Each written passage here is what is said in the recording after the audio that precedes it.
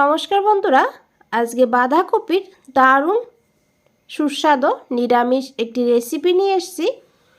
একবার হলেও এই পদ্ধতিতে বাঁধাকপির এই নিরামিষটি বানিয়ে দেখুন, আর তারপরে কমেন্ট করে আমাকে জানান আপনাদের কেমন লেগেছে।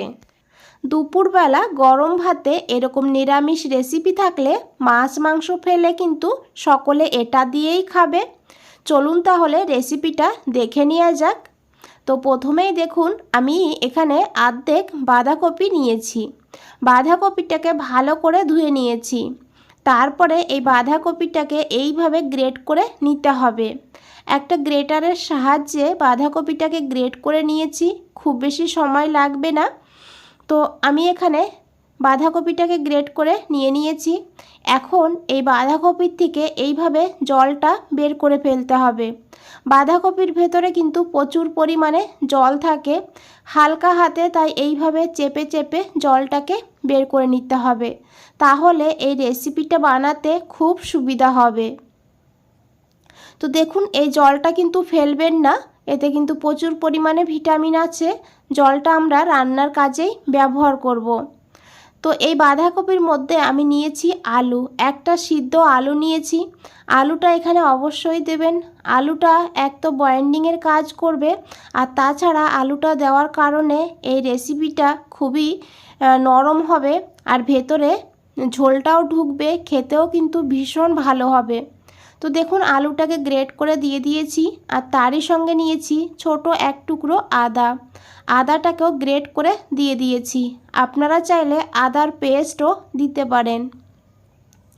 তারপরে দিয়েছি লবণ। লবণের পরিমাণটা একটু কম দিতে হবে, কেন সেটা আমি পরে বলে দিচ্ছি।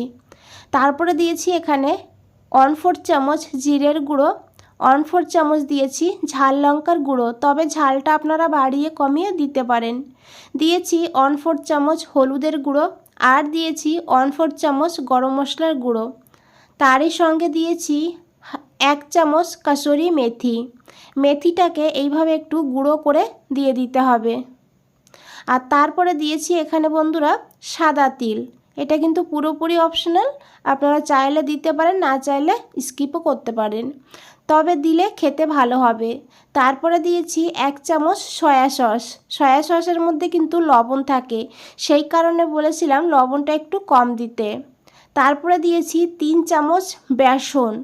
3 চামচ বেসন দিয়ে খুব ভালো করে এইভাবে হাত দিয়ে মেখে নিতে হবে।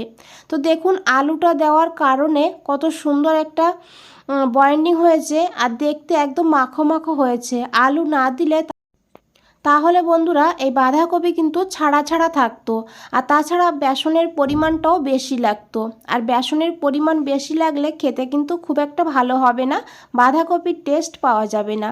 তো দেখুন, আপনারা এইভাবে হাতের মধ্যে কিছুটা নিয়ে এইভাবে গোল করেও বানিয়ে নিতে পারেন, আর তাছাড়া চপের শেপেও বানাতে পারেন, আর তাছাড়া এইভাবে আমি যেভাবে বানিয়েছি সিলিন্ডার শেপেও কিন্তু বানিয়ে নিতে পারেন। তো এখানে দেখুন, আমি একটা কড়াইতে দিয়েছি সর্ষের তেল। তেলটাকে ভালো করে গরম করে নিতে হবে, তারপরে এই মুইঠাগুলো ছেড়ে দিতে হবে। তো বন্ধুরা, আজকের রেসিপি নিরামিষ বাঁধাকপির মুইঠা। তো এইভাবে দেখুন, একবারে বেশি দেওয়া যাবে না, কারণ এগুলো কিন্তু ভীষণই নরম হয় আলু দেওয়ার কারণে। তো এইভাবে অল্প অল্প দিয়ে ভেজে নিতে হবে, আর এটা কিন্তু একদম ভেঙে যাবে না, তবে উল্টানোর সময় একটু সাবধানে উল্টাতে হবে। গ্যাসের ফ্লেমটা মিডিয়ামে রাখতে হবে, আর মিডিয়ামে রেখে এই মুইঠাগুলোকে ভেজে নিতে হবে। তো দেখুন বন্ধুরা, এগুলোকে আমি ভেজে নিয়েছি, একইভাবে বাকিগুলোকেও কিন্তু ভেজে নিতে হবে। এই তেলের মধ্যেই আমি দিয়ে দেবো আলু। এখানে আমি একটা মিডিয়াম সাইজের আলু এইভাবে ডুমু ডুমু করে কেটে নিয়েছি, আর তারই সঙ্গে দিচ্ছি একটু লবণ। আলুর সঙ্গে লবণ দিয়ে ভাজলে লবণটা ভেতরে ঢুকবে, আর আলুটাও খুব তাড়াতাড়ি ভাজা হবে। এদিকে আমি একটা মশলা বানিয়ে নেব। নিয়েছি 1/2 ইঞ্চি আদা, আর নিয়েছি এখানে 2টো কাঁচা লঙ্কা, তবে ঝালটা আপনারা বাড়িয়ে কমিয়ে নিতে পারেন। হাফ চামচ গোটা জিরা নিয়েছি, আর যে বাঁধাকপির জলটা বের করে রেখেছিলাম সেই বাঁধাকপির জলটাই দিয়ে দিয়েছি। একদম মিহি করে একটা মশলা বানিয়ে নিতে হবে। এদিকে বন্ধুরা দেখুন মুইঠাগুলো কতটা সুন্দর হয়েছে দেখতে, একদম দেখতে যেমন লাগছে খেতেও কিন্তু খুব ভালো হয়। এইভাবে আপনারা বিকালে চায়ের সঙ্গে বানিয়ে নিতে পারেন, স্ন্যাক্স হিসাবেও কিন্তু ভীষণ একটা মুখরোচক খাবার। তো দেখুন আদাটাকেও আমি পেস্ট করে নিয়েছি, আর এদিকে আলুটাও ভাজা হয়ে গিয়েছে। এখন আলুটাকে তুলে নিয়েছি। এই তেলের মধ্যেই আমি দিয়েছি ফোড়ঙে গোটা গরম মশলা, একটা এলাচ, দারচিনি, লবঙ্গ, আর দিয়েছি শুকনো লঙ্কা, একটা তেজপাতা। ফোড়নটাকে একটু ভেজে নিয়ে দিয়েছি হাফ চামচ গোটা জিরা। তারপরে দিয়েছি অল্প করে একটু হিং, যেহেতু নিরামিষ রান্না তাই একটু হিং যোগ করে দিয়েছি, ফ্লেভারটা খুব ভালো হবে। তারপরে দিয়েছি টমেটো, এখানে আমি ছোট সাইজের দুটো টমেটো এইভাবে কেটে নিয়েছি। তারপরে দিয়েছি পরিমাণ মতন লবণ, আর লবণটা দিয়ে টমেটোটাকে নরম করে ভেজে নিতে হবে। তো দেখুন বন্ধুরা টমেটো কিন্তু একদম নরম হয়ে গিয়েছে। এখন এখানে যোগ করে দিয়েছি আদা কাঁচা লঙ্কার পেস্ট, অল্প করে জলও যোগ করে দিয়েছি যাতে মশলাটা পুড়ে না যায়। তারপরে দিয়েছি হাফ চামচ ধনিয়ার গুঁড়ো, হাফ চামচ দিয়েছি কাশ্মীরি লঙ্কার গুঁড়ো কালারের জন্য, ঝাল হবে না, কালার হবে সুন্দর। তারপরে দিয়েছি হাফ চামচ হলুদের গুঁড়ো। এখন খুব ভালো করে মশলাটাকে মিশিয়ে নেব। তারপরে ঢাকা দিয়ে মশলাটাকে খুব ভালো করে কষিয়ে নিতে হবে। 2-3 মিনিট পর ঢাকনাটা খুলে নিয়েছি। তো দেখুন বন্ধুরা কতটা সুন্দর কালার হয়েছে মশলাটার। আর এই মশলাটা যত ভালো করে কষাবেন এই রান্নার স্বাদ আর কালার দুটোই কিন্তু ভালো হবে। যে কোনো রান্না এইভাবে ভালো করে কষিয়ে নিলে তাহলে কিন্তু রান্নার স্বাদটাই কিন্তু দুর্দান্ত হয়ে যায়। তো দেখুন তারপর আমি দিয়ে দিয়েছি ভেজে রাখা আলুগুলোকে দিয়ে মশলার সঙ্গে খুব ভালো করে আবারও কষিয়ে নিতে হবে।